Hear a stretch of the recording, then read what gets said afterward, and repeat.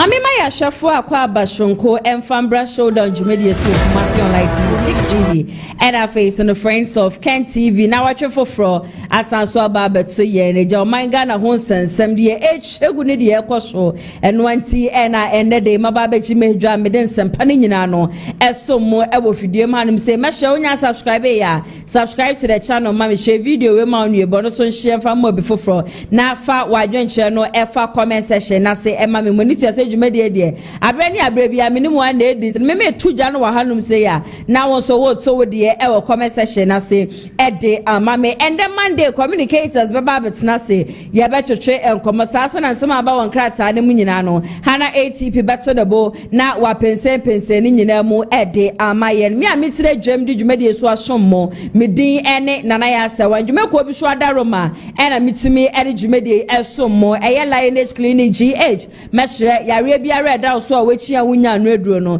Babe PM or Mashia ye will be drop up a bit to Yadia Ninano as a Yadia be a kita dimbiano Uko PM or Mashia and Quadi Busia a be draw our honor more be memonia dear in Akrana ubet me afra woman or my chunkoma won't yes the KBIS free consultation one more branches me no cramante no more sprinters as no Kumasiano one more our tech maxima Yaria also no ubet me afra 055965840 and that's 05581434338 now only one more attribute and cover country be our washubiano one more bet me ascend the woman be drone be at the amount Dennis garage and so as some say one also say Yaria down so no be pure mama share ya one more ebe to me the bebano no one also say kabia da wo pebiano wo be pure mu e wo mama share yan kwa dia say ya Land Cruiser V8 Toyota Tacoma ne de keka ho nyina no one more e wo bi e wo mama share yen mesre kabia da wo pebiano chichumika ebe pie mu e wo Dennis garage na wo mo empe bi emfa emma wo pe o mechi akwan a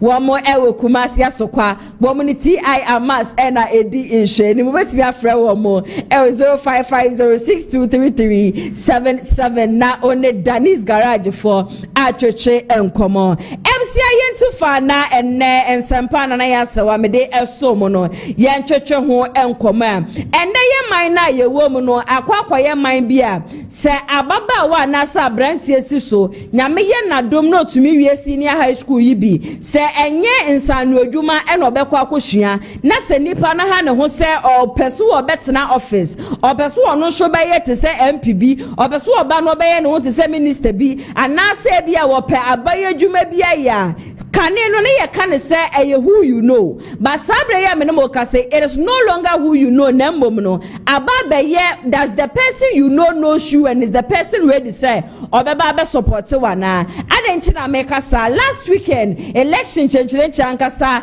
ekosho ewo ayawa show na election ne kosho honom nom yehu eye candidates a wo mugina eye haji just wo hwe ne kunu ya na was stand say yancho ne shoaba na eja woni MPP candidate a wo mu be yinu no woni ni nkosie nim said ya be ya so betumi maintain sa seat no anaso obe lose sa seat no sa so ena baba jama wo no eye high commissioner edema Nigeria wono show na wo kankrofa wo hwe say yanto wo mo shoaba no bi na wono show emegina emfama NPP amanyoko no won ko face NDC emegina de ma NDC no ko face NPP amanyoko no na won hwe setimemu fodi kokromoti ebeto aba edi amanana na ebushia abotuo no ekosho ne ade yehu a lot of secretary just course not only secretary TV ni ade nyina no ye chebi edi ma delegate say wo monje na wo mo fa kokromoti no enkoto aba emfa ema wo mo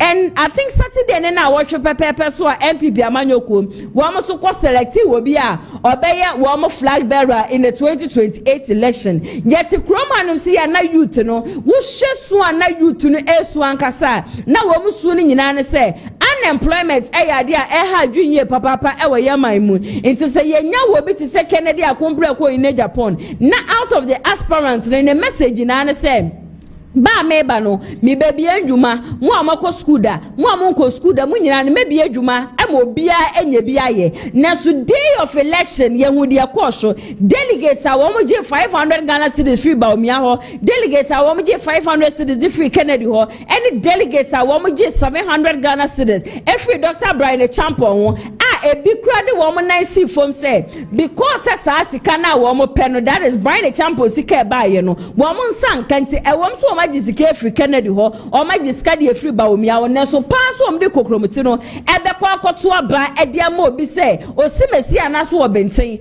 and wo ba begina in the name of the NPP said ye be ya obe face NDC 2028 na on fa ne kokromoti enkoto aba de biara da metina fiduam hanum say kasa ye nya NDC fo bi a wom so tena se e condemn sa act nenso emre aso na ekunya beda ho na NDC amanyoko ni pe wo bi a wo begina na wono so akwa contest ya to ne so aba na election wono so atumi akobia we saw the same thing ebusua ekoso at the end of the day no ye be hu candidate ebia sa candidate oye very good ebia sa candidate no ne vision a wo kita dem a wo man no eye solid but because say ne opponent no etue sika more than onunti no ebeye dinye papa say amanfo be decide say wo mo kwa akoto aba e de amanipa no ma me fam nko MPP mu enne wote hu si mountain na wo bisa Ghana for say 2028 over to Abana. The statement a lot of Ghanaians make me say 2028 metu aba momba se me ye MPP ni a mentu aba no emfa ma MPP de biarada na wo bisa ne pa se adenti na won to aba emfa ma MPP a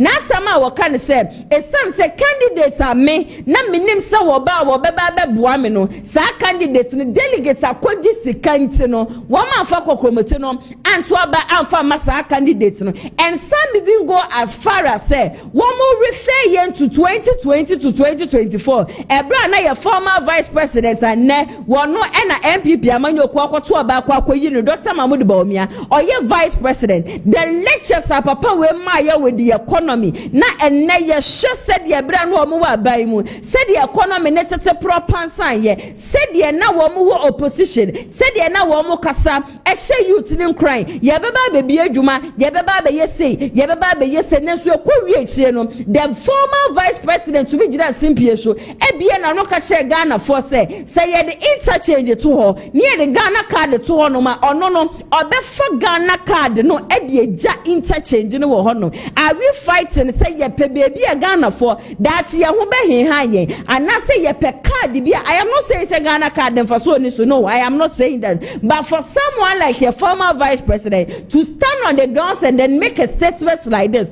na delegates sa akoto aba wo ma san kwa gisika asa kwa repeat the same candidate na Ghana for HSA sabre ye ni gidie biara ewo ni mu enne yenhwe MPP amanyoko no bi amfa ni phone ufa phone na NPP amanyoko no they were having 211,849 delegates 211,849 delegates. Na yembisa ye ho say we multiply 211,849 impo by each candidate bia Dr. Brian Agyapong po de busua otua 700 Ghana cedis. And when you sum that amount, it is close to 148,294,300 Ghana cedis. That is the amount of money only Brian Agyapong etua ye edema 211,000 plus delegates. Wamuko to about 31st of January. Ya compared to Kennedy dear, na ya compared to Dr. Mahmoud Bawumia so dear. Na just a sikana individual no cross spending ebusia. Ebe to me a creati inuma. Even 60 regions ni nyakra no. Ye nyakra no region bi akra betimi enya. Eye ejuma ewom a amanfo na say youth no. Wom ho be henhan wom. But what do we see at the end of the day no? Wom chesa asika we nyina de ma delegate wie. Oba ebe kwa wie che na ye ntimemufo na ye nya hwe ne de expect say ye nkosa lie na ye mfa kokromoti no emfa nkoto oba emfa masa candidate no Ghana for be ye de ye nya rehwemu say osimesi ya wo be ye bibi papa di aboa. Imagine someone spending this huge sum of money oba na so be ye mampani a kwan bia do obefa so bi abusua obenya ne sika no obe make sure so obefa sa kwan no so de nya ne sika. Consider ben and this so many aspects of election in no ebeko na wieye delegate and a magiska na men kotoba and a magiska ntemeko akotoba na ebia na nipa na nka wo ba no sa nipa de ye obi a wo betumi aboa yen Sandy Pani Yobia, or Kita Salvation, say, Ba me baby, Anduma Diamobi, Ba me bay, Obia won't go school, Dabaco school, Obia 1 year Jumaya, Benya Jumaya, Obia and Abrabamo, the Obia baby, or didn't crowd at Socrano, Obina baby didn't theatre, but because say, on the name to me and Jessica Cassian from my delegate into delegates into a ban famano. Na enipa bebre da yesu nyina no aba na wieye nti say MPP for akoto aba na ya condemn ya. I wasn't expecting the same thing from the NDC amanyoko just ayawasu isikeke o ayawasu isikeka mu kwa select wo bi a wo ba begina edi amamu na makofesi MPP candidate a wo mu beyi no na timemfo atoso aba number 2 enya MP ewa yawasu is no eno so siketua ekoso wo honom siketua ekoso wo honom na mehu mabobo videos ni bia ye delegates ni timemfo wo mo airport wo mo heart out reason why ntia wo mo je ye ebisi ane ena maami hagea no ono so chesika ena baba jama che TV a boni bia no in fact ensem de amafo kebia nkasa last Saturday na mabobo videos ni bi wo honom a mesha so obeka me hone yakọ na yakọ akọhwe the reaction of amafo a wo mo ejeje niema ne ade nyina no wo mo nsam a wo mo de tu dwa no yentie sansem ni nyina no emra sisia ansama baba jama be ma TV no na ebinom ama 50 million ebinom ama access pad kibo gari pad ye de to aba ai ebi ma pad kibo gari Kaba coffee, tomato ice chest, muboto, and it's about Baba so amatibia, and news. News. Every buyer, and son of you swear they ever. But I am because yes, and I also go to. Go to the free and I'm with Sika Ato. And your Baba Jaman, and this Sika boy, free to take. People buy and all the Sika never G, and to sign it here. That's what I say. About Yanison, you couldn't find a crazy. Why are you dear? When you name Renya or no sober into no sympathy votes? Yeah, dear, we need change. Name me the now, you want say and call for a bimo GTV or Baba Jamal when you be. I know Baba Jamal Lancaster TV. Maybe I me don't know. Me don't and I'm paying sister and anything I may support. But TV no when they may be me Nagan TV na money ba. And yet Baba Jamal sponsors Leche TV. And yet Baba Jamal Lancaster Leche TV. Because I'm on Leche TV no problem for Akwetiao. Omuni mejuma Baba Jamal ye wa Akwetiano. And anything almost so mudi TV never support no. And yet Baba Jamal Leche TV. I am sponsors. Me sponsors me say me minim dia wa ye wa Akwetiano. Nti Madina but because of me say Obabe na me be register me vote to anti because of no me ba be vote to hase mo ka se ofira kwatia na aba de on sanko na ha de o monje no na so obi aye hoho woni kurom obi aye hoho Baba Jama nya hoho omo ayen aye woni ma se ye mi afi baby ne ba ha se wo hu nti anka se akwatia fompu no ono no ka shop mpuntu woni ma eni nti no ba ha be support ni ma fo eno ano no thank you. As a delegate, motivation to vote for what I said campaign as a delegate. And more about delegates. This is our time. We convert to as a delegate. We propose about so we select people. We want to have a block constituency. That's the main key. Yeah. They do their vote. But me to mention vote. Who's a fear delegate and a bit my man. For real, fear delegates, fear delegates. They said that the war will be no. Send the war to see. And the first contestants in the more for Jubia. Oh, they do. And let's say Jubia, but I saw a Kumamono. Will be adding the bill. For real. Me said, if I gave to the Jubia. Or so would you, because they are motivational song. And that's very brave. A motivational song. So the mouth, I was always so crazy. They motivate. Alaikum wa rahmatullahi wa barakatuh. My name is Abu Bakr Abdul Malik. In this situation, I will start from Islamic perspective of a woman stand for these positions. In Islam, it's not allowed. if this go through and she successfully win the election, I think some women can kill their husbands to take this advantage. Okay. This is my thinking. This is the first time. So if she's able to get this throne, I think she opened some door for others. If I kill my husband, people that will allow me to stand for the election and then win the election. I don't say every woman. There are in society we are, everything is two. Only God is one. So we have woman and a man. The same thing, we have bad man and good man, and we have bad woman and good man. The boss will kill their husband for seat. This is my view. So for me, I don't support her to stand. She should step aside for the others to go. When he finishes Takaba, they call it Takaba. When he finishes that one, maybe, I don't know. This is my view.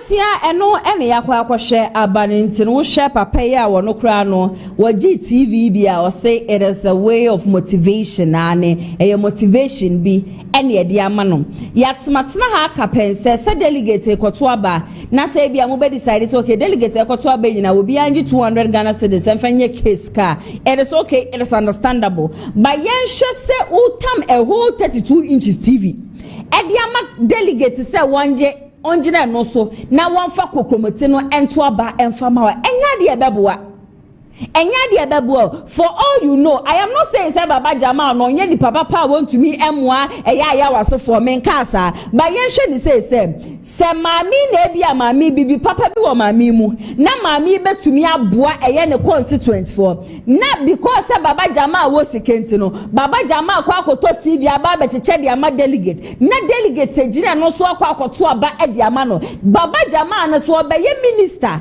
anaso obenya higher position ya yen fun hye say sa TV na wo chede ma wo bia ekwan bia de obefa su bia obenya ni sika back no obepesa akwan ne so eno ne ya wi ya betena ha and politicians are corrupt but yet memufo ni so we adapt to it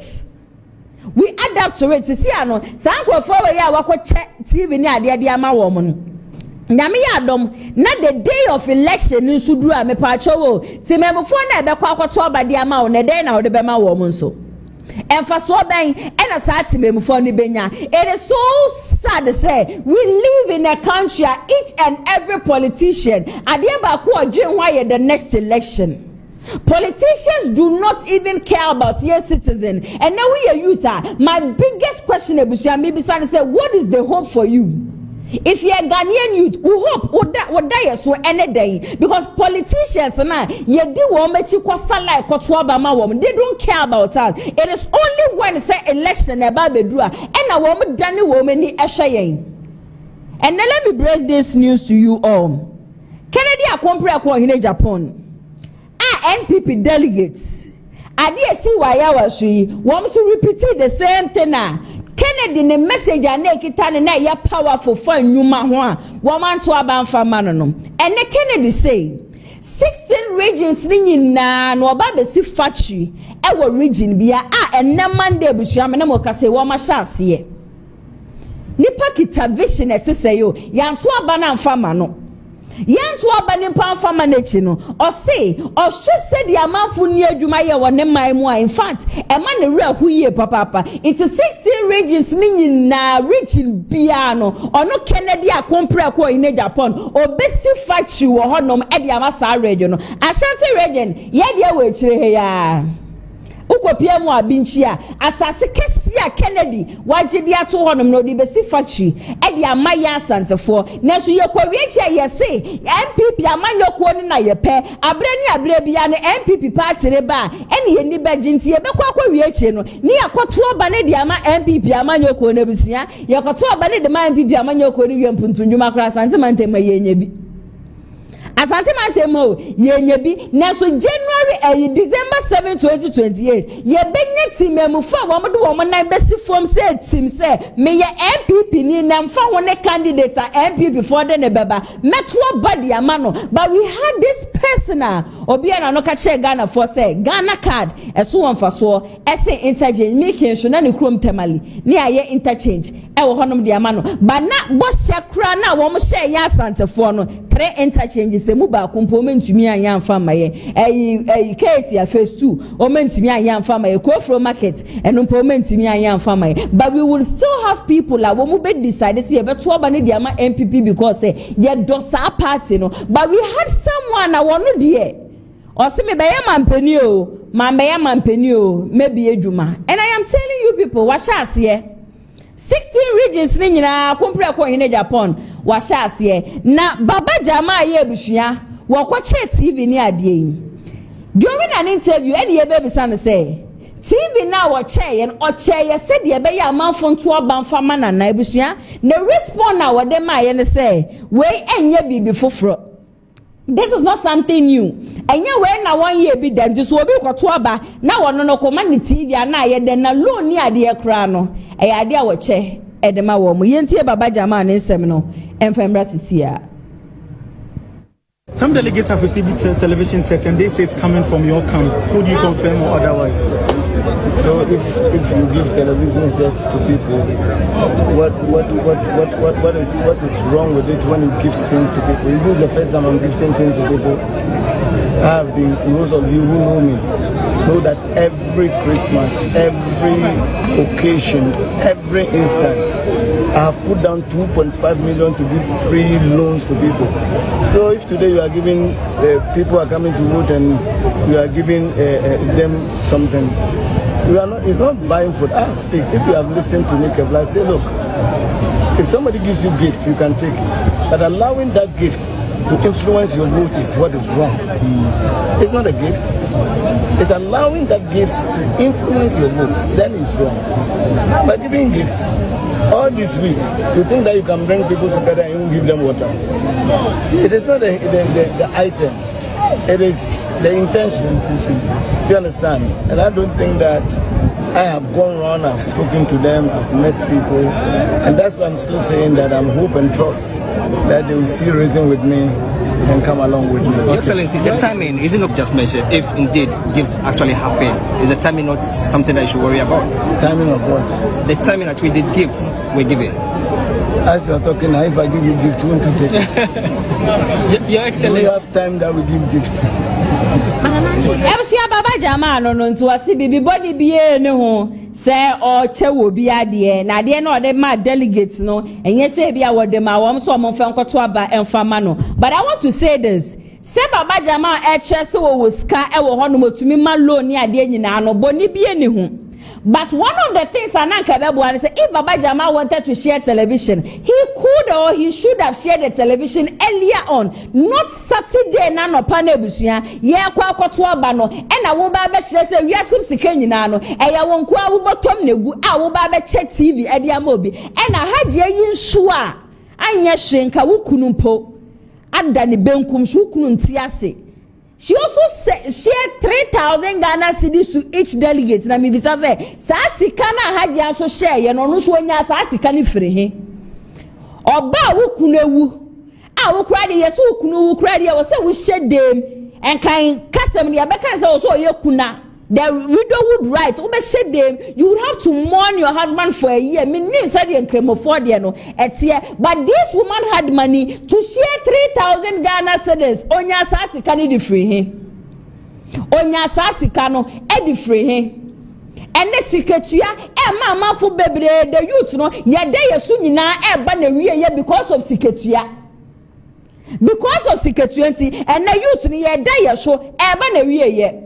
Na me wo letter a free the majority caucus ho but I sure some of the better so amame na majority caucus na say members, that is the NDC for no and one kasa same way say aya waso is election na caution no said the niema sifa call ye no wo mo ne de wo mo sire ye papa basa aba ne yensa nkoto biom Na me tete niema bi won frame mu say the same majority caucus na wo mo so no support eye Haji Amina Adams na wo mo support no. Enti since anu wo mo support maame na enyama ntumi anko yie no enu nti ena sabre wo mo hwe se sa bato na e course Saturday no yensa nkoto sa aba ne bem na buhia wo mo brofo mo tworo ye na kenkan e de amamo.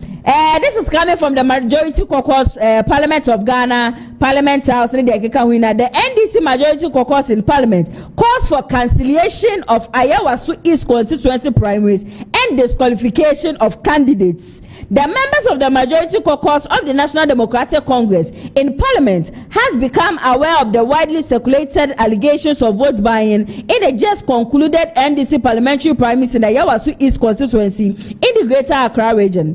The caucus wishes to strongly condemn this development against the background of the agenda to reset the politics of this country. After extensive deliberations on the matter, the core leadership as well as the extended leadership of the caucus has resolved to communicate to the Functional Executive Committee of the National Democratic Congress as follows: that the primary of the NDC organized in the Ayawasu East constituency be annulled immediately, that any candidate who participated in the said primary has been established to have engaged in this unethical conduct be banned from participating in the subsequent primary after annulment of the election.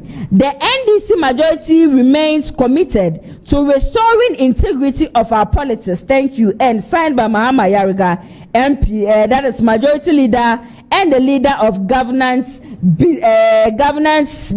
And Mahama Yariga. And then in such a crate yase, and what told the Bono church was abro for Yebushia, Matume Wakin Kaidia Mamunina say, when you need to yes, I was so easy to honor the election of caution, just a secret, any idea because you on the mintino, one say, Papa Baswa, Mangana politics, Nadia Yan Yanisa, Nadia Nguasia Craneba, into Yan Council sa election. Results by ya Baba Jama enya 431 Madam Ajia wanu shunya 399 we show free my 32 inches TV no was yenchem. The majority NDC for parliamentarians no wom so wom nchem na sa results where dia wom nji ntum esan say wom nya ntie se siketue because so now this is not the only person videos are me boy emoteye ma me nso yeso ocheska.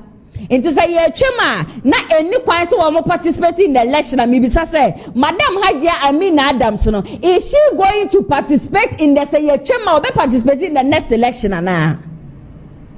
This is becoming so sad.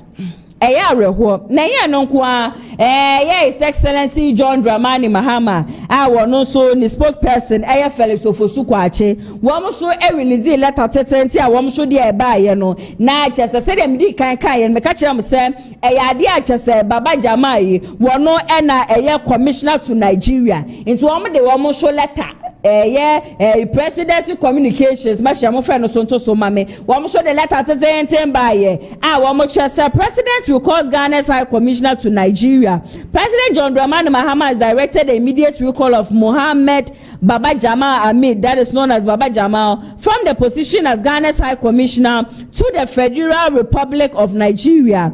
The decision follows allegations of voter in documents in today's National Democratic Congress (NDC) primaries in the Ayawasu East constituency, in which Mr. Baba Jamal, a candidate, participated. In his directive to the Ministry for Foreign Affairs, recalling Mr. Baba as High Commissioner, the President noted that while the allegations of vote buying were made against multiple candidates who contested the primaries, Baba Jamal was the only serving public officer among them. The President has also noted the public statement by the General Secretary of the NDC indicating that the party has commenced its own investigation and the allegations arising from the primaries without prejudice to the ongoing internal party processes and strictly in view of the standards of conduct expected of public officers. The President considers it necessary to act decisively to preserve the integrity of public office and to avoid any participation of impropriety or conflict with the government code of conduct for political appointment. The recall takes effect immediately, and the Minister for Foreign Affairs has been directed to take the necessary administrative and diplomatic steps to give effect to this directive. Felix Ofosu Kwache ono na den nsa ehye sankrata we nyina senteno yasi eye candidates a wo mu gina ye yakoto wo so abanyina no baba jama yi wono ni obi a yebetumi aka se NDC abamba ye yaman appointment a wono oye Ghana for ye commissioner to Nigeria intene se yakokoto aba na siketua ni ade akoso ni ade de ene na wo se ye man step it down ntino onkope baby ntira it takes so effect immediately na omunye hwehwemu NDC form kasa se omunye hwehwemu majority ne so ye NDC parliamentarians no so asema wo kan ye no media no so dia ma na we so no every the presidency no so honom na abey na honorable Francis Adenimo before sana MPP amanyoko no omo beto omo by election no e for this secretary ya o make statements bi na sa statements no make ye no meni chi hu ye papa o se emre ba be so se ye beto ba kwabra ni tam sika enye sika ketwa na wode a shed delegate bi nsa ebe kwa wie chire no na sika ono nipa no win the election na so olusu sika na hye ba o win akwan ye obefa so obenya sa ne sika nyina no eyade obenya ne back nti eka wono honorable Francis Adenimo nko ade a anka ade ba ko obetumi aboa ne se the moment a wo be decide say obe contest no wakwa akotua wo filing fee wakwa akopeke forms wakwa akoye obi bi ewie why sa niema ne nyina ewie no na the political party involved say MPP amanyokuo na out of a region bia no constituency bia no MPP for penny for na said say omo be boaboa delegate nyina no nti say na Kumase hanu say ya askwa constituency delegate nyina no ade a Kennedy ba be hia mo da say time ni ye say Dr. Mahmoud Bawumia obeba be hia mo da say time ni ye say said ya be ya siketua bia ne ade bia no enkoso because during their primaries Kennedy back constituency bia each of the delegates one dey cry 150 cedis Bawumia ba 150 cedis Educhumba ono kwari yesi na o 70 cedis and to no so ba 70 Ghana cedis Brian Champion ba ono so 200 Ghana cedis inti enter say yankoto aba no na sika sankofo ni nyina ajeje ne kwa na buhwan yasam ketwa na yasam ketwa yankwa na yankotie ensema honorable Francis Adenimo odi tu dwa no emra sisia Kwame Nkrumah memory mu de me Adenimo makasetia a lot of times and a couple of times makasetia. Okay. If you say no edi nya eno eseye eno nti ye MPP amanyukum no ha. Yes, Lemfan say just on election day enipa be 200,000 and na koma obi a 700 Ghana cedis. By simple multiplication, it is equal to 140 million Ghana cedis. Yeah. Just one day for the election. Also, the ama delegate bia okoto abaso onfanye kesika. Infri the fee and koto aba no infa bi ntonsuo no. Enipa 200,000. Now utia we are 140 million Ghana cedis. Baby or crank be subject to Nipakro to investigation. Yeah. How you raise the money, how you got the money. This is election day. Now we call campaign rounds so no so we could see a nipa 200,000 now we are 400 and also some 80 million. Only 80 million no beka 140 one. Is it not 220 million Ghana cedis? 220 million Ghana cedis. And if we were, cars are the call, yeah. Fuel out the to yeah. With team members are yeah. Any all the other incidentals, no. Not just one spending crowd for this particular MPP flag bearer election, no. Was spending not maybe less than 300 million Ghana cedis. Now they we need bear flag bearer and I said now mayor on my beginning. And not a yes, monetization. Aha, dream. na ya mpebe kwan ya mfa so a ebe ha media me ma proposal bi with the bibi to just say yes, you opening up the number of people are able to abandon, expanded the college in Ipanado, which is good for the democracy. But you're making sure that the party no be taking control of the campaign of all the contestants. And the best say, Ediamai, inti party no best say, look, this and you call Ladade Kotopon constituency. If you are Yebeko Crow, Yebeko Lejukuku, Yebeko Clote Collie. A bassa biases, baby more. Maybe the party in the nation, and more candidates in the more music the Ama National Party, no? And the party in the also Fred delegates in Indian Mumbeshia.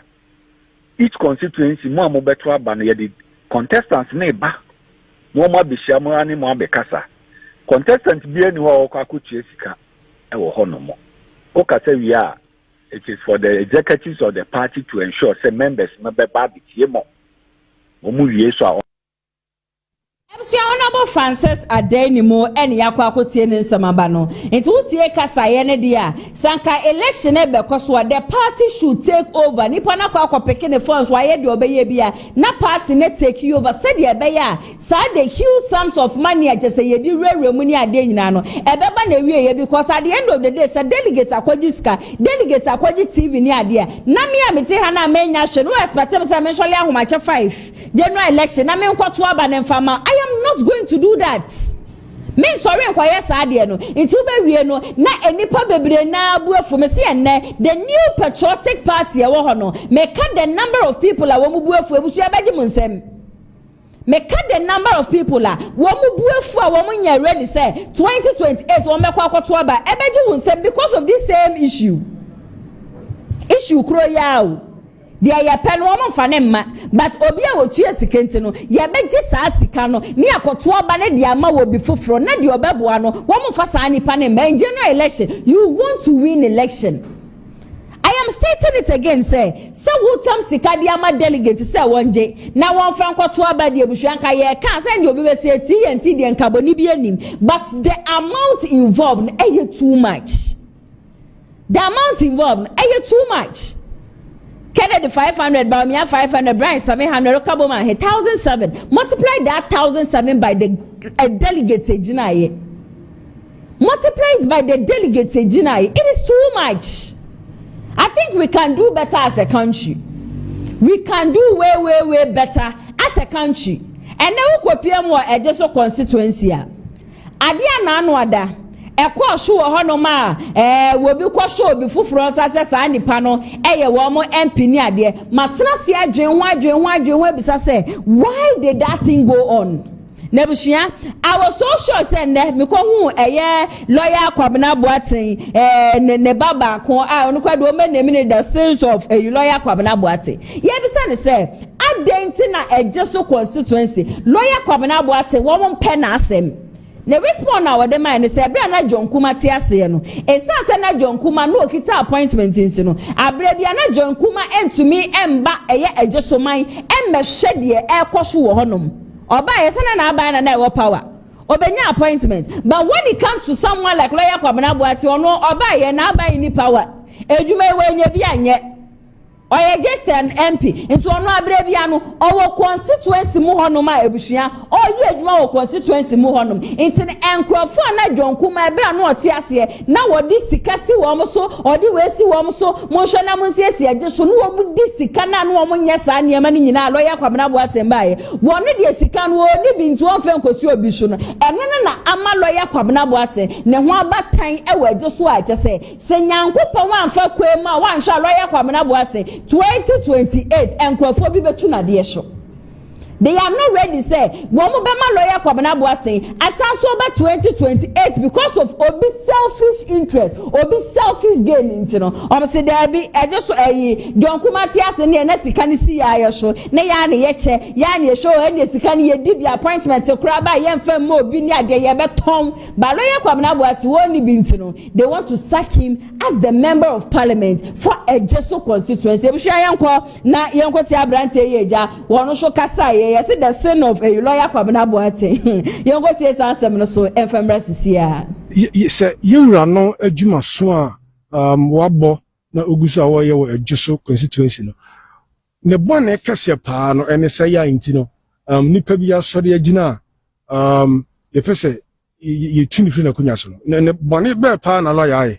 No kwa ba kwa wo ma ne say yewura Nkrumah nyame fa ne krasie ye no wo so no ono oba ya na oba ya na e wa ba nti obeduru ye naska wo hodada no a deputy finance minister because nana the first time or the ne kwa NIP president nti from NIP was skafa hodada from NIP to finance ministry ese baby ska danko a nti yewura Nkrumah nyame hira no e ma wonya ska and no e full busy nti no onya kwan kramba constituency ni mhyew nti constituency mpenifo ni bi ne party mpenifo ni bi a wonim wo mo no no de ni bi bia si wo mo so no mo de abadan no kwepe wo mu no bebre nko omoje niam na enko e wo se nke sane ko down no enko I see security slot anko omotonton fa na di and at the same time to say your resource e de beba si enfa nko down fanko ye bi asori ho adwuma school ho adwuma bebre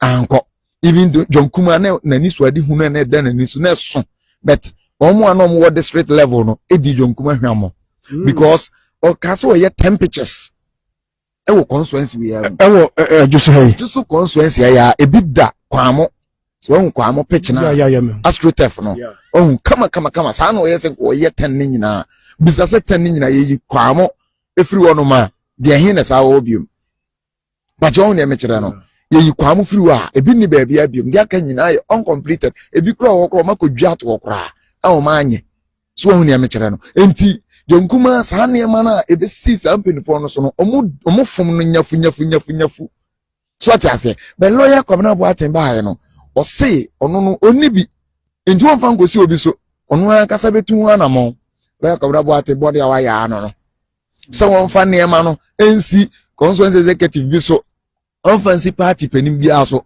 ono ankasa be ko ho direct no akwa akodi djuma no lawyer Kwame Boateng problem ano no Pachwati masam na se enti senkale Kwame Boateng di si wo mo so de a ko mo no mbeko bete sanse won fansi wo mo so nti the problem nyina no e na ama o ma sori atia lawyer Kwame Boateng no but inshallah nyame o hata sori e di lawyer Kwame Boateng achi na nimu ngu aseda obeye adwuma so de ama ejoso no wa ye adwuma ma na boro ejoso fo adwene ne o monti ase so e ze wo bru ejoso obi a obo aduomi a ona bo aduomi a na obi a semete no so a na ma sorry because of akwanti me say akwan ebe ma lawyer Kwame Boateng so aginidi pepepe te se ona bo Kwame usu aduomi. Okay, ebusianti ano ene yakwa kwoti abanenti lawyer Kwame Boateng de say ya fa ye na ye nsi fom le ebusuam se mre no so ne ye nyina ya fa ya no antum anye campaign ano den amfa ma ne de abapa no ye bepese ye betu no because of obi selfish interest inti meto aso de amamo de anaje so lawyer ya Anokye frempon wa bekasa na ensema lawyer e kan se Dr. Mahmoud Bawumia na wako selecting Napo se Napo ma ya ne running mate 2028 obelusi ni reason ne say ensema na anu ada Napo ebra ye selecting no 2024 se wan be ya running mate mfama Bawumia okwagina simpie so ka asem Kwame Nkrumah no was sa statement na epie free eyamiama de nyina Dr. Matu opoku prempenu ba ye no that statement no kwenti na ya de atase case kese e da Dr. Matu opoku prempe so na mbom no se Napo Bawumia decide say bia obego with Edutwum anase bia we decide say bia we go with Dr. Bride Champon bia na 2028 etumi aye possible dia ma no na mbom no se wasanso kwafa Napo ba ade ne emfa me so matena video ma aka say NPP before na the Bible said the tradition must go on. If the tradition must go on, na said the Dr. Mahmoud Bawumia begina simpio so catch the Ghana for say eya dia kufuo call 2 times na do call 3 times into one so yes man na kwanya no nkobi no and the na said ye fan running mate 2004 yes fan 2008 no one show ye no one dropping Napo no dropping Napo ye ni no krom ha ebusua en ya sam keto ayenkwa na yenkotie eya lawyer yaw Anokye frempon ne sem no emfamra sisia bigger than MPP no a omiye Napo kwagina ba bi ka say Kwame Nkrumah na tome no a wo mulusu poto e bi adome no eti Nkrumah na adome wom Nkrumah na so ka say o kawi an of fon after that na no fe na mabie mu da obi ana mekanasa na ho pasata o kawi an o chinchin ye bi tantantan bi if you say din ya bosom enya Nkrumah nko obi bia wo ma me ne ma oba wo first born no obeba no trust am cross the first to open the fruit the womb. It's a blessing. No. Yes, to say bosom bi nti say wo bra pani no ye kwarinsani na wo atuma be ye lawyer na doctor na president won tumi ka say wo nua wo di nanim betwitwi so ono no twa asama wo ba benya mu efae no ne ade ankofo bebre anim na Napo mfa na dwena ankoho say ekufu adokura renovate Kwame Nkrumah museum kufo nso Ghana 50 oye de ona Kwame Nkrumah na ye friend say pani bi obeba bi odibuo ma Nkrumah wo woni de wonya medi ni that day na ye your running mate no wanyo bia anka na sam say Kwame Nkrumah enti mpacho yes ye two for yes ye come for na ye come for achacha saba wumi abeti a ontie so nim no de Napo e bata no hu bie mu a Napo ni adome ne dada e wo honhom mu ode no ho e bata no hu bie mu ampacho e be ha ne yie pa to onhwe mi so obi ti sa bra na na sa bitwum onfa na ni hwe ho na se ode Napo na eba bie ni wo man we se mu a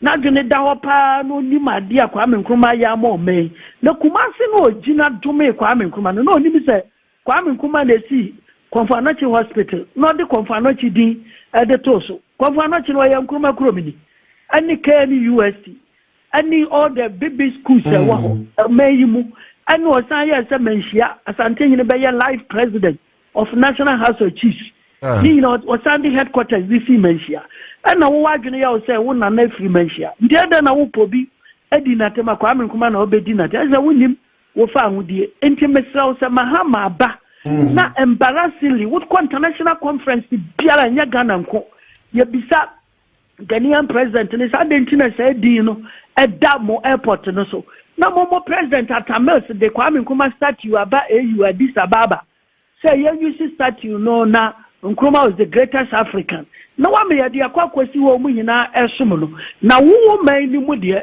eye kotoka na ni di eda airport no so a welcome nipa bia oba Accra. It was so embarrassing eno na literature fe na ebusia lawyer yaw Anokye frempon ene yakọ akwakote ne nsem nyina bantinu ne kasa ye nyina de na chese ade a Dr. Matu Opogu Prempe Napo is under a case and wakoka Kwame Nkrumah nti ya dominant mugina no so na mosa de ne bade a no make ase pa ebeka NPP party no na yen so de ebusia ye nti ase da se wo mo be drop Napo wo say the tradition must go on ti yesremo that tradition no moma no ento asosa emfa mayen ATV atena siansama aba won krata ne munyina no wo ba be pense ne nyina mu ede amayen dwumako bi ada romanso ena abrani abrebia no mitimi di showdown dwumedi ne be so mo ntima mentwa me hu simape enkwaje aboafo krata wo emra sisia ebusiante service biara wo hia bia no se ye ka na wo pa wo Danis garage womo ebepe bi ede ama saso ena ye wapom de hu sensam so a ofre lineage clinic GH womo so ebeje so shonko ATP mame ma wakwa abashonko bibia aboko de oba dia daro mame so me ho ye in fact weekend ko sen nyakopo ando bibia ko oboko ye da wo bo ade ase ayawa so election nana ya sewa so my God is baby akwa kodu no ugudakudi la Jean dianeze Rihanna wo bewe ne ka se di say yanso di o man Ghana ni mo man Ghana yentimi nko enim de brada de obetima boa o man Ghana na so de obetima boa ye no ye bebo na to agu ni akofa de wontimi mua no na baba bedi yesu nti no yetimemfo na ese etimi sesa ya adwene na mpanifo ne so no sa sika na ese yi free ni nyesa pa da na ebeden de amagana kasa etibi yankwan krata ni mu okena na ya se wan krata ne so ne de baba jama wo gini dunya kasa wo krata ni nyina mu ti ma fa daily graphic function krata ni nyina sne no be piem wo krata enso anima na ese baba jama ni phone eda hase kama na no ememede de nenye fedi agran kasa wo ya wasu eye Easter esi a ne ma pani je dia za da bi mi emre bi atwa ma fo de osimi so pa mo kroma se enye fedi agro na ma ba se je mi ba beresisi Ghana esi a da wo de eye buying voters na voters bias for na dia wo de kwa akoto aba wo kroma se to mo ti ase na me no ka se ye ma pani je dia ma to ne sa afre na afre so wa sha ase afre OSP so OSP ne menimu ya bra na hwehwe sansam we mo kosme dia wono no John Dramani Mahama no won ti ase ne krata e ebo ho mane and so last week na there ba kwa na sorry o my Ghana mo ye papa ye koku akuafo na obochire mu ka se ja mu koku ye tokra na is kana kura mani de keke ka ho na kwa bisipi nso ankasa wo my Ghana mo na me na o ka se ye koku border babo nti mo chire mu ka se enche bia se sika no baba beto mo nsama na se ba beto mo buto me ne krata daily graphic ka wasem enso se wo krata fa toso ye mienu kono so no na se ye se Ghana ye baba host a 40 under 40 Africa work awards be my Ghana mo ase ne krata daily graphic so the by international pensema daily graphic the buy no and ma pense mu nyina enso the amawodo me de wo call the Ghanaian publisher na be pm enso asia na se wo ko pm ye ayawaso Easter ye na no da MPP amani ndis amani ko promise course no and ye se delegate for no ebi jibuta ebi jikosia ne meko ebi di TV ne de keke ka krata etwa ho foni dia beto ase kama ene krata ebo ho mane enso ase sounds na virtual ladies for esoso akwakọ piemo kwalebu akwakọ boa aya about time first o mawo na eja sika nwa kwakwaye dende ama o nko betimi de free hospital no metima kwakwa sa bills ni nyina enso de ama o ne krata the Ghanaian publisher so ebo ho amane enso hasentana no pay ensema the Ghanaian publisher so de bias no me do ko the new crusading guide wo be pie enso hasia nyakopon bo 2028 ye nyina ye hwe ni mo se hwan ene be lead ND samani ko no ebi se ye esi edun keti ebi se ye miame papa ma de nyina ato is forcing entimi kwanko oja enko tutu na nambo na je wontutu ne ntomangu ne ho na eja wonko no nko gina sa kensin mu ni se obetima bo mo ban Ghana fa ne tuma perfect na youth no frɛ ye ato is forces ato mese yesra wada kone ko lidian dis amani ko for 2020 se de be yankunum die ebekɔ edama ND samani ko na ne mapa ye ma pani JD mo ye no wonso watimi ato aso amane krata enso eka wasem so ha enchiaje se ko be 2 weeks ni na NPP amani ko ne so no omokɔto aba eyi franka tu no obetimetu franka no de ama ye NPP amani ko nyakopɔn bo 2028 na that day na nurse na abato ne kɔso na kopie mu wo ye enkramantema na nye fedi agro nyina ye Brian champion no so no kankrofo no ma na eje na o se wo hwe senka delegate for the kokromoti power no ebeto aba no ediama no na wokopie mo bibia ni a na se coordinator won sika yese Brian champion edebre no yese watena sika ne so ametimemfo no mapaila ye papa mo se ba bibia no behia papa dwuma mo di bedi no enye fedi agro na kraten so eka wasem so ewo ha sanso na baba jama so de se niam ekwo so na no memre da no ene krata the new crusading guide so ebo ho amane enso ewo ha me de ko the new publisher and offer baby na se dis amani ko ne din ba ko e dey from an se ko sia ni meko ene krata ebo ho amane se na no memne da de enye fedi agro ukwo na kwaji ko sia ni meko ba ku mienu pe na eja de kokromoti power no akoto aba no eda ma baba jama na TV nyina ebi ko so wo ho no na butanyi na ye chebi wo ho no menye krata eka wasem enso ewo ha se ma pani JDM krata ebo ho amane se wapam no wasake no the free ambassador honoma ene krata eka wasema ye OSP ne dis amanuko eso se niema na ekọ so honum na ni agyaye papa omo nya sa na de tete wo mo na so de ene ko ba ne sa into ma hase e ba ba ye investigations ene krata the new publisher enso ebo ho amane enso e wa ha wo ba na sia state so ne sa fenyo marking ene kase no say ye focus wo Dr. Baumia ni vision e wo de ni za de gita ho ne ma ne no betima bo mo mai ga na fa ne tuma pefra e ma ye fo edi nkyere ba bi nyakopon bo 2020 yenko boom yenko salary ni boom ne kwato aba no efa emma eye MPP amanuko ne krata enso eka wasep enso wa hase sanso na eye majority ye ndi samanuko ko piem parliament ono ma eno mo kire mo kasa ya wa aye ayawaso east ya abato e course no eni mani mo ye so mo kanso na eja foforo ye sa to for the course wo ni kure ni nyame anim ensen fata o mo ndi samanuko ne krata the new publisher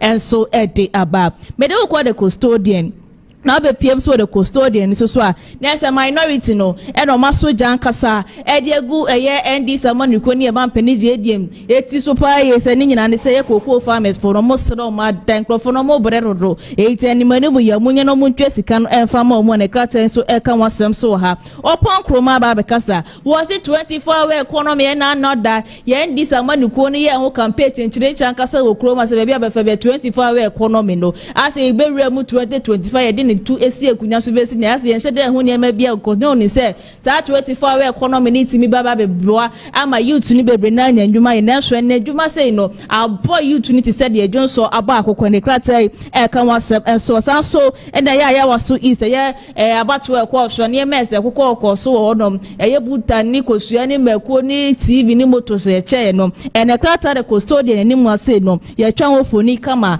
e de aba beto ne krata e bo ho amane enso ha mede ukwa the Ghanaian point na be PM so the Ghanaian point make I say bra na MPP amanuko ni ba be mo ka kire se IMF party enya de be ko de brada na ne ma pani JD amaya tese enche bia ne ba be yi ho e de free sa IMF na ya se wa e beti ma ye possible sa say ja wono na account ye ntame kuchu na ye share ani secretary but in fact obaye no obo adwuma de ntu ye ma ba fom ti ne beti ma ye possible okay nyina ye she cause ye hu aban bi e ba tina so mu ka bi kire ne so ko wi akire ni e ko hono ti se e ma ye ho prayer so no na waka okay ye nhwe se betumi aye possible okay na ya se okay wo the Ghanaian point na mo ne send this amanuko no ma condemn the course na no ada wo ye ya waso east no and Agyapong say there be we dey no we dey anko ye kura na nti no and sure premise na sanso be kwasho bi efoforo ene krata e kan wasem so asanso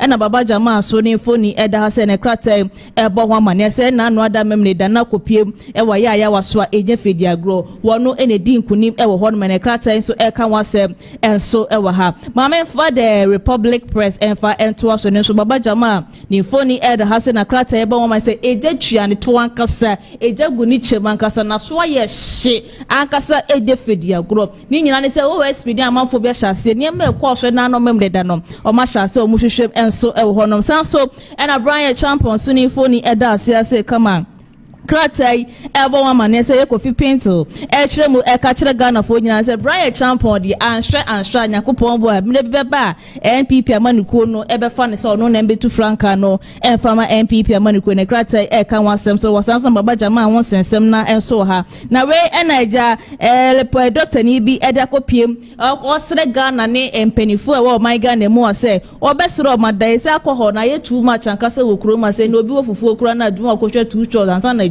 what my baba titini fufu am nintin keja ke betimi dia akọ parliament oni akọ pass say na wo be no monsa ye wo kwan ya betimi afa so no me krata so e ka wasem enso wa ha ma me for the inquisitor enfa sorry krata ni nyina so no so ekoko board for esi ano omo se je tie bia na koko afiafo no betwa mo ka enche bia na krata e ka wasem enso ha san so na ye ndi samanikuo no ye ayawaso east ho sensem na krata so esan so e bo ho amane enso at ma me for the inquisitor for sorry krata nyina so na ya sawa e fa de aka nyina beto so ma ye tie for da ne de nyina mo je brete kuma so light TV and our face of friends of Kenti nakopon bo china esase bi yo ATP e da se na Randy Abbey mo opposition ma no choble Asime ko chukwa brema nyina mo beka. Randy yabe na NPP fabre so. Wo be ye dede na sika ye de makoko fo le son ya de edu de so a na last Friday metie no. O se an koko ne board day into the market ne kra na ye to. Na me hu na msi ye. Politicians are, some of them are only sensible when they are in opposition, but eba power na de no adani bibie wo honom na we for the some sense na de say jai alcohol na do ntinke yen fenko parliament na yen pass ja senke ja omo ye ne ko mo betete ne ma bi so ni ande wo ho on be ye ni gesi akon se akakaduru kra so to Ghana na wo yes omo de ni na ye nsa na ya se wanti no omo nteso na ATP meja ma wakoma bedwa for you ready na onim se ayawa so election wonim se musa dangwash be ye dede I mean when social media say ja no wo kaso be ye dede obeye dede say den ya madam aje be wini ya na ya say wa and utse timemfo na wo ayawa so Easter almost se ni pensesa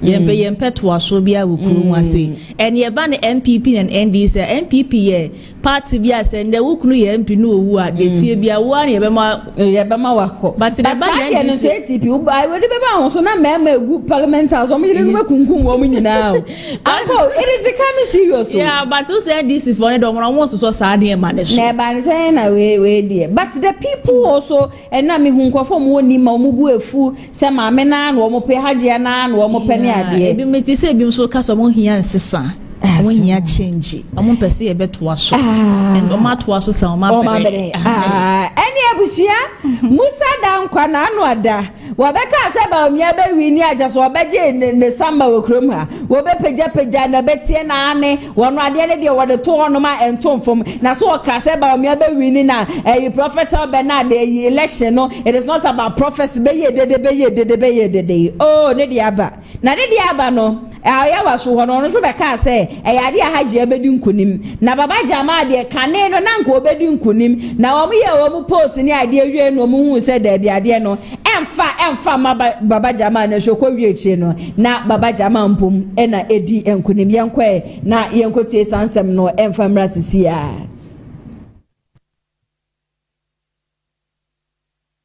waso east wahwehwem kakra enei de ne yenhwe ni mu you me that I was speaking here two job work one you share general voters on my dream but I'm not I say I'm to about to elect candidate for primaries I'm to in the by election but then who here say yama obi who the preferences of the people of constituency in the post war and we share the poll final one among the voters one. Hagia is 58% preferences. And Baba Jawa 32% preferences. Miss Adamkwa nti na tod da bia ya na mpese mi hu se asemu abisa ye method mu yusu ye because Baba Jama nya first time a walk constituency was so person ogina ticket no so eco parliament eni etika ye no mo echi de ye beka say he's known already in the constituency apart from say bi ewo mu anu ate ada kakra questions no na ye den maame no apart enura na mete say o maame ne de constituency wo munim no ni kuna adwuma fa no on na ye eti die enu nti anase den na ekoso Ushe the Iowa so Easter. Basically a response to the campaign situation at Ohono. First poll actually, but you're keeping it quiet just to see how things pan out. And the second one. You compare first one and second one, you said there has been a big change between the two polls. Baku was done around January 6th, and Baku so around February 5th. Now, what actually happened is that initially Baba Jama was leading, and the woman was behind. But after time, you realize that when the campaign started, Baba Jamal, instead of making gains, he was rather making losing grounds compared to the first school. Na edia na amani lusu grounds ewo. I think he focused on something that was not important for the people. But no, I'm not going to say important.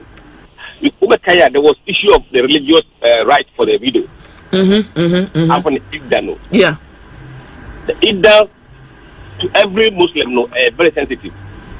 So we don't almost think he said that Ida issue will play out among the voters because it is about 74% Muslim. So they are thinking it will have impact. Because the woman would have been perceived that she is going to break her Ida or she will contest. FM. But majority of voters in Iowa were of the view that the woman should contest. Amamra wo muslimusum no man ke wo se wo yese ne wo kai se bi bedwen se there be e was performing your widowhood rights ni wi ansa no wasi abonten no amanfo abu wo mani aguso. Not just that, because omunyanti asese one onti enko abonten. So that made a difference. Oh, mente wona ase papa o mpie enko abonten. Because we haven't seen her out. What will abonten our campaign? So the initially they were thinking that she will step out to do campaign.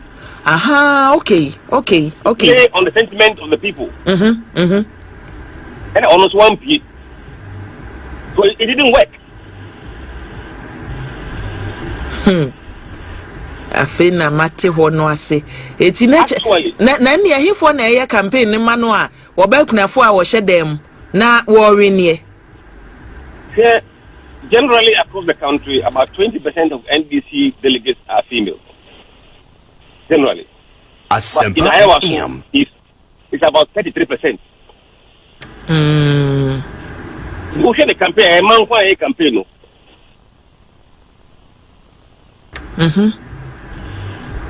So, almost tells the grace, no rather into issues, into as a feminist agenda visa. Eti na chese enka baba focus no from the initial stage no man na ni ko ne de so say e bia me ba say na meye and not to attack the woman say oba kunafo a wo pese osi abonte a enke bo ano. Absolutely. Na ye late. Oh, it's too late. Asempa FM. It's too late. Take why?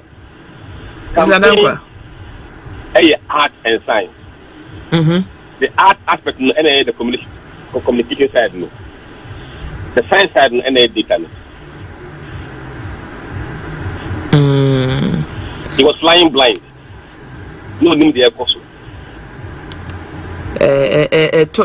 Yebehwe na wieye because toda na nsem ni bi enwanwa baba Yankase baba no ne wo ayawaso east keke he's ye can experienced politicians a war my Ghana mu a we ni free mu a enye ye ono no otimi ko akwatia no wada ne ho no waba ha and then the positions are holding in the party ba ministerial wenti nwanwa say messenger was what they call from now we ye biti ne sa se ne e wo ken ABY Mr. Dankwa.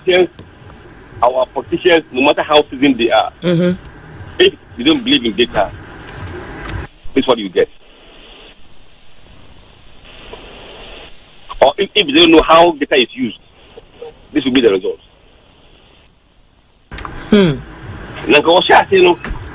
say we is not selling data.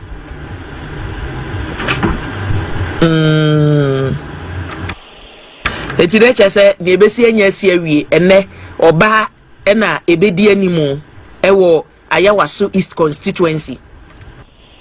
Look, what has given me the comfort is the NDC delegates and their voters think alike. And on all counts, he's leading among the delegates and leading among the voters. Na kai Mr. Dankwa say chairman su wo mu ana chairman Nkosi Aga. Hey, constituency chairman pa wo form na kire say ayo ade ba akoso ne say ye ka ba ko penako evi say minimo say eba muslimu sum no mu a wo wasua wunim you a Muslim na eba Muslim community ne toda nipa no pese mema leadi more chain ema enti wei MPP for say Baba Ali na eko maami ba ebe affect NDC ana say still ayawaso East NDC be kitem. Actually who compare Maamino against Baba Ali. Maamino nya more votes compared to Baba Jamal against Baba Ali. Ah, okay.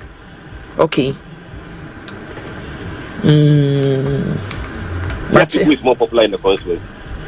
Mate enti na che say orene ene primary no a eko dande Ebusiafo na chese Musa Dankwa ene yekotie ne ba ye ne nti no Saturday na nopa ana abato no ekwo no na onde ne ni abere a oma lectures chese hagie ne bedi nkunim said na anu ada wo betwetwe eye prophet El Bernard said ne de amfa no we oron so ne de no eye ade a efa ye nti obi besi edro ane na jese said amafo ka se Musa Dankwa de no eye tutubi di no emse agesi ye gitum na ye fa ne sa but said the ATP na o kasakra o kan o se ye wo nkrofo ni bi wo honom a wo manije eye hagea no ho ene ye wo nkrofo bi so wo manije eye Baba Jama ho but ye ntame kuchu na ye hwe sisi ane de nipa bebe na do manu atuma wo mo call for cancellation of the election ye hwe say EC ebe gi atuma na se be kwa kosi sende be kwa kosi bia no be ba betina fidie ma no se na me de ni nyina no asom se showdown tumedi I just say Eddie, near my work when we don't know.